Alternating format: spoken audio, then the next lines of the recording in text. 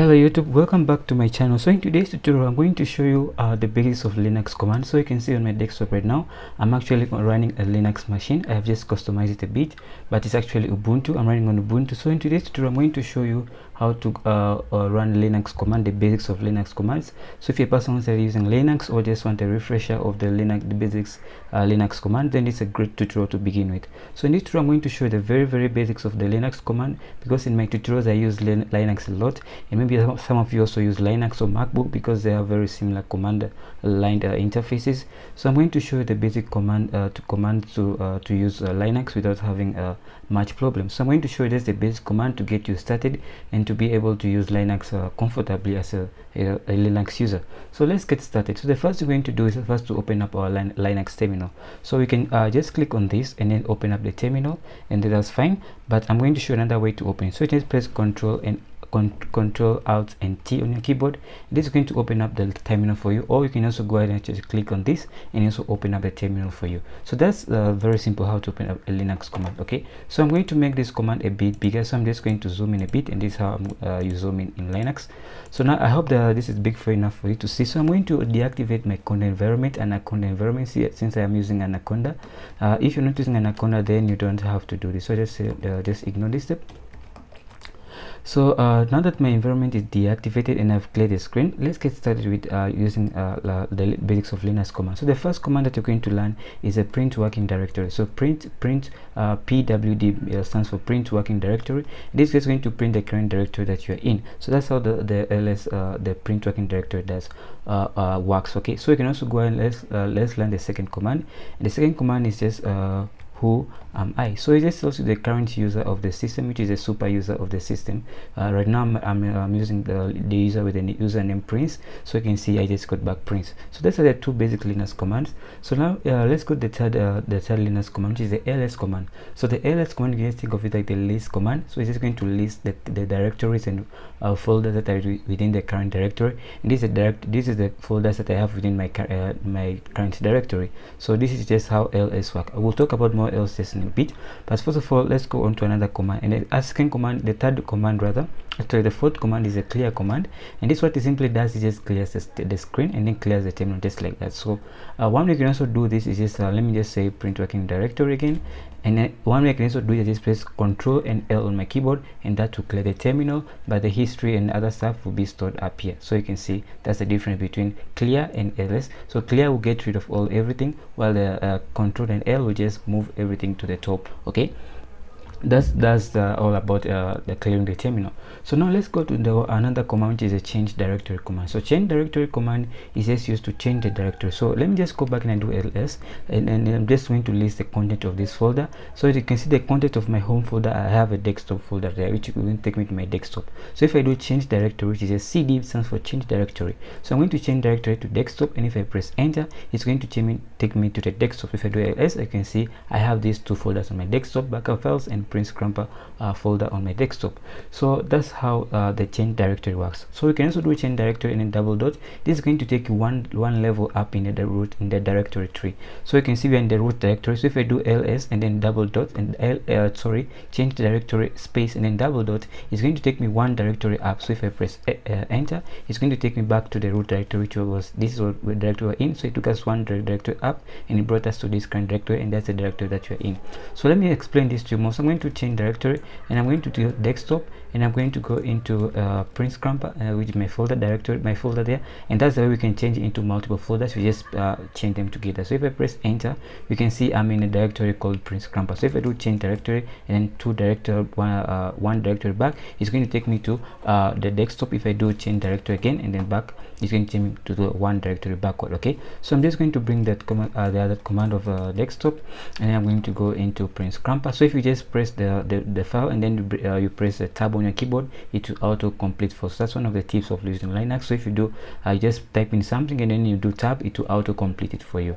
Okay, so I'm in this directory right now called Printscramper. So let me just clear the screen. I'm going to use Ctrl and L. So now that I've cleared the screen right now, I'm going to teach you one more directory to change directory, and then you put change directory, which is cd and then space and then hyphen. This is going to take you back to the root directory. So if I press enter, you can see it took me back to the root directory without having to do change directory, back and then change and then back again. Okay, so you can also do something like this. So let me just change directory into desktop, and I'm going to go into Printscramper. So if I do directory back and then / back, this is going to take me 2 directories backward command. So let's move on to the let's go back to the ls command. So if we look at this ls, and it just lists the content of that file. Okay, so I'm going to go back to directories. So I'm in my directory here, so I'm in my root directory, and if I do ls, it's just going to print out all the files and folders within that directory, as we discussed. And then we can also do more of this. If I do ls and I say desktop, and if I do this, it's going to print for me all the content with that desktop file. So if I do ls desktop, and then I'm going to backup, and I make autocomplete that. If I press this, it's going to print for me all the content with the desktop backup file. So the backup files folder is on my desktop, so that's why I navigate the desktop / backup files, and then I do ls. It's going to print for me all the content of that specific directory.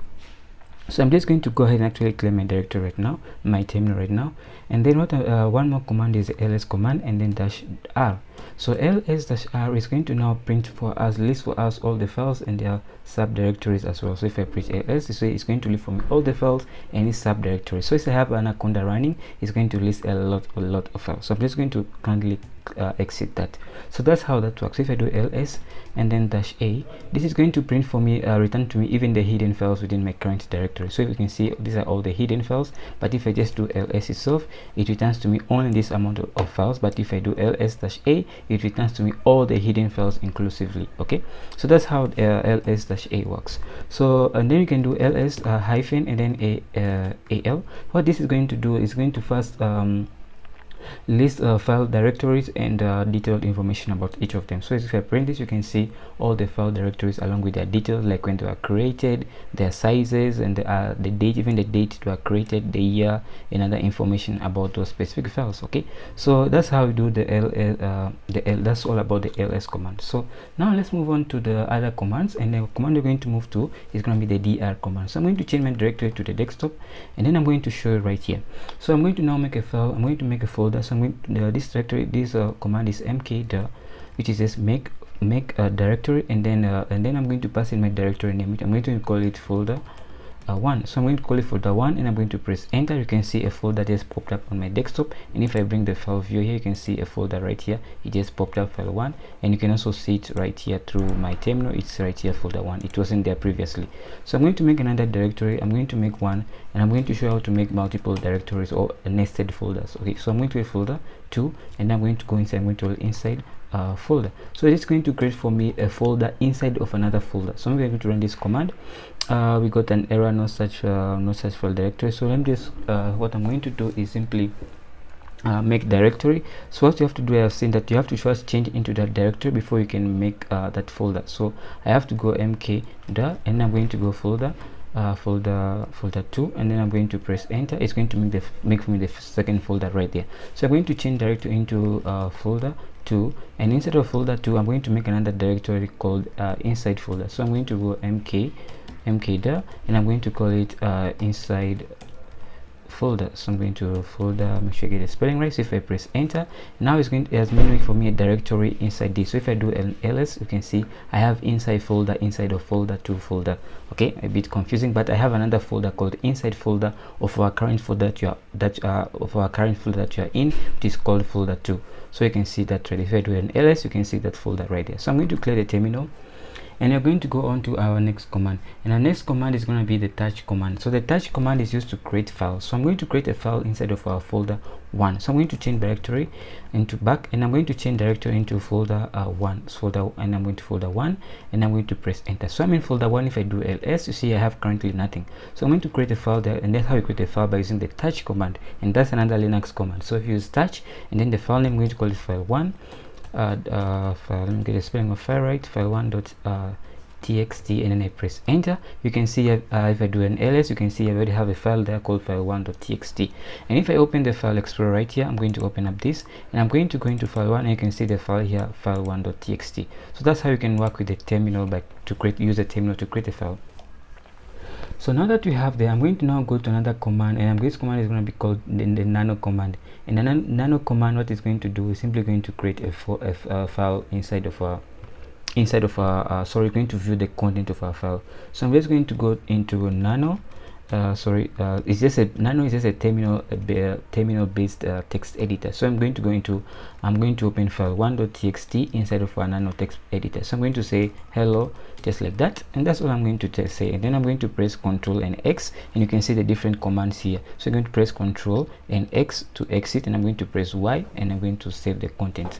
So now our content of our file has been saved, and we can view that content. Before we do that, let's just go into another. I'm going to create another file called file2. So I'm going to go touch, and I'm going to go file2.txt, and I'm going to now press enter, and you can see it's right there. Now I have two files. Now I'm going to go into Nano. I'm going to open up file2.txt, and then I'm going to type in hello world. So with this hello world, and I'm going to press Ctrl X to save, press Y, and then enter, and then that's going to save the two files, the content inside of the two files. So the first file has hello and the second file has world, but how do we read the content of the file? And that's the other command, which is a cut and then the file name. So I'm going to go file1.txt. What this is going to do, I'm going to auto-complete this. This is going to print hello world, which is the content of the file that we just typed in, right? So I'm going to cut and then file. I'm going to go to file2, file2.txt, and then this is the content of it is just hello world. So that's how you can view the content of a file using Nano, using in the terminal, using the cut command. So now let's assume that I want to move the content of file1 and file2 into another file called file3. So I'm going to do cut, and then this is how we do it, file1.txt, and then I'm going to go file space and then file2.txt, file2.txt, and then I'm going to move all of this into file3.txt. So what it's going to do is going to copy the content of file1 and file2 into file3.txt. So the input files are going to be file1 and file2, and the output file is going to be file3. Yes, file3.txt. So if I press enter, now I have three files in there. As you can see, file1, file2, and then file3, and I can just view the content of file3, and you can see that we have the hello and then world. So that's how we can do copy content from one file into or one file or multiple files into another. So if you want to copy content of only one file, you just have to do file1.txt, and then you want to specify maybe file and then file4.txt. so to copy the content of file1 into file4.txt. so if you press that and then go, I can do the content of file4.txt, and it's just hello, because the content of file1 was just hello. So that's how you can copy content from one file or multiple files to another file. So great. Now that you have done with that command, let's go on and go to another command, which is the head command. So the head is just going to show the first few lines of the first line, the first line of a txt file. So I'm just going to do hello head, and I'm going to go file1. I'm going to go file1.txt. It's just going to show me the first line of file1. So I can also go let's go to head and then file3.txt. I can see I have the content there, hello and then world. So this is the content of file3, right? So you can even specify the number. So head and then dash n and then 5 means you want to see the first 5 lines of file, maybe file4.txt. so it's going to show you the first 5 lines. Since there's only one line, it's going to show me only one line. So if I choose file1, and then it's going to auto complete that, it's going to show me only the first line, since I don't have 5 lines in that, since I don't have 5 lines in there. But if I change this to file3, let's see what we get. We get only the first 2 lines. Since we don't have 5 lines, so we get only the first 2 lines. But if you have 5 lines there, then it will show you the first 5 lines. So if I go in there and then change this to be 1, then it will only show me hello, since I only want the first line. So if I change this to be this to be 2, and then it's going to show me only the first 2 lines. So if I change this to be something like 3, it's going to show me both lines, since the file that you have specified, the line that you have specified is more than the number of lines in that file. So now that you have done that, let's go ahead and actually clear the terminal, and you can use the clear command, or you can just press Ctrl and L on your keyboard. So I've just cleared my terminal. Now inside of what I'm going to do, we're going to move on to the next command, which is the tail command. And the tail is just going to say tail file1.txt is going to show me the last line of file1, which is hello. It's going to show me the very last line of file1, which is just hello. Okay, so if I go tail and then I change this to maybe file3, and then .txt is going to show me the last two lines, which is the last line, which is hello world. Okay, so that's how you can view the first and the last lines of a given file. So now that we have looked at those commands, let's go to another command, which is going to be called the rm command. So the rm command is used to delete directories. So I'm going to change back into directory 1. So if I do ls, I have these two directories on my desktop. So I'm going to delete the folder 2 directory. So I'm just going to do rm and then da and then folder and then folder 2. If I press enter, you can see that the directory is not empty. So let's first make another directory. I'm just going to show you why you got that error. So let's make another directory. I'm going to call it direct folder 3, then I press enter. So I'm now going to do an ls. You can see we have folder 3 on our desktop. So I want to delete folder 3, so I'm going to do rm da and then folder 3, and then I press enter. You can see now is has already returned to us, and the folder 3 has been deleted, and you can see folder 3 is no longer there. So that's how you delete an empty directory, and this command will only work for an empty directory. That for this reason we got this error. Okay, so now how do you delete a directory that has the content inside of it? So you just do rm and then specify d, which is a directory, and then specify r, which is going to mean delete everything recursively. You can think of it like recursively delete every folder, subfolder, and file inside of that directory. So I'm going to do folder 2, and then I just press enter. It's going to delete folder 2 even though it's empty. So that's how you delete even a folder that is not empty. So that's how you delete a non-empty folder in Linux, and this is how you delete an empty folder in Linux. This is how you delete a non-empty folder in Linux. Okay, so make sure that be careful in using this command, because it deletes every subfolder and file inside of that directory. So make sure that that directory contains files and folders that you don't want before you make that command, or else you're going to get rid of that file, and that might be an issue for you. So now that you have looked at those commands, let's move on to look at another command here, and this command we're going to look at is going to be called the ping command. So I'm just going to clear my terminal, so Control and L. So I'm going to do ping, and then I'm going to ping google.com. So what this is going to do is going to start making requests to Google, making requests to Google, and you can see you can read information and get information about Google, whether Google is up or down, and other information like that. So I'm just going to exit this since I don't want that to continue. So that's how you ping a website in Linux. Okay, and let's go on to uname. And uname, what uname just does is run to you from it simply returns information about your system, like your kernel and other information. You can see I'm running the Linux kernel on my machine. That's why I got back Linux. So just say uname, and it's going to return the kernel information. So let's move on to another command, and this command is the top command. So this command is just what it's going to do is going to return to you what the sort of a task manager in Windows, where you can see different processes running. So if I just press enter, you can see I get this output back. So you can see all the information of all the all the systems running on my computer. So you can actually see Kazam here, and Kazam is what I'm using to record my video. So you can see Kazam is running, and you can see other different software that is running on my machine currently. So that's how you get kind of a task manager view in Linux. Okay, if you are coming from Windows and you want to see something similar to a task manager, this is the command that you use. And I'm going to close this by pressing Control and C, and this is going to exit that. So that's how you exit. Even the previous command, when I did ping Google, I pressed Control and C. I forgot I didn't mention that, so you press Control and C, and that's gonna exit the terminal or terminate the current process that you're running.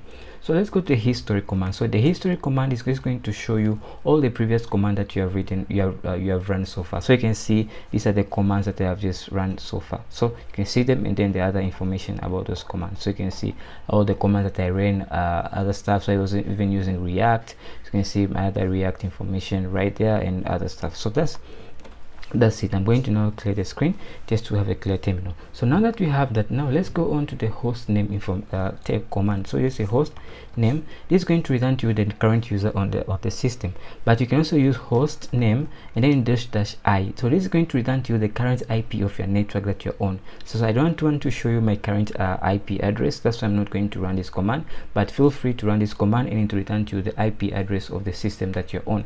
So great, now you have covered most of the commands. Let's move on to another command, and this is called the man command. So if I do man and then host name, so This man command is used with other Linux commands, and it's used to give a sort of help. So if you just press man and then you press type in a given command, it will give you help in instructions on how to use a specific command. So if you are not sure of how to use a specific command, you can just Google that. You can just instead of googling it, you just do man and then space and then the name of that command, and to give you information and other documentation about that command. Okay, and that's it. And then you can just press Q to quit, and then you'll be back in your normal terminal.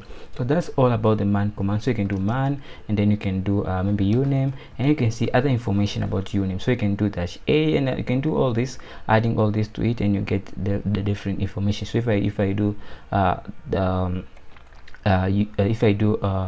do let me just close this. If I do uname -a, so just say uname -a. So this, I just got this from the documentation, and this is the information about my system. So you can see I'm using Linux, and the super user is Prince, and all this other information. It is Ubuntu 20.0.4.1, and then you can see the other information about my system. So that's basically it, how you can use the man command to get information about a given command, and then you can now execute that command with the given these other options. Okay, so I'm just going to clear my terminal by simply pressing Ctrl and A. So now that I have done that, let's go to the sudo command. So the sudo command stands for super user do. So super user do, and that's what the sudo stands for. So I'm going to show you a command. So sudo apt get update. So this is going to update your current system. Right now it's going to update the current system, but if I press this, it's going to tell me permission denied, and permission denied, and then you can see that's right here.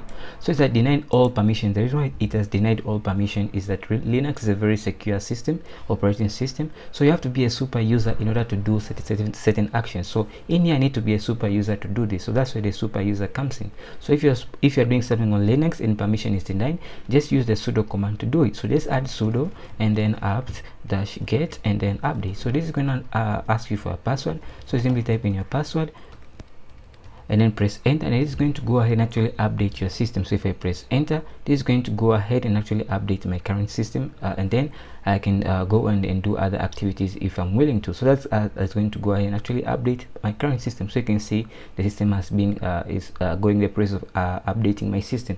So I'm just going to pause here, and when this update is done, I'll come back to you guys.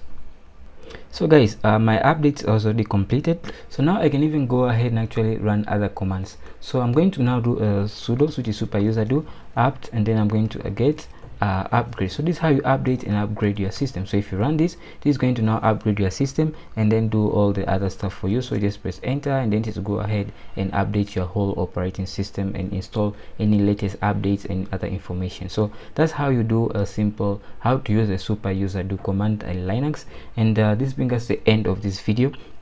And before let this complete, and I'll show you guys some tips before we close this video. Okay.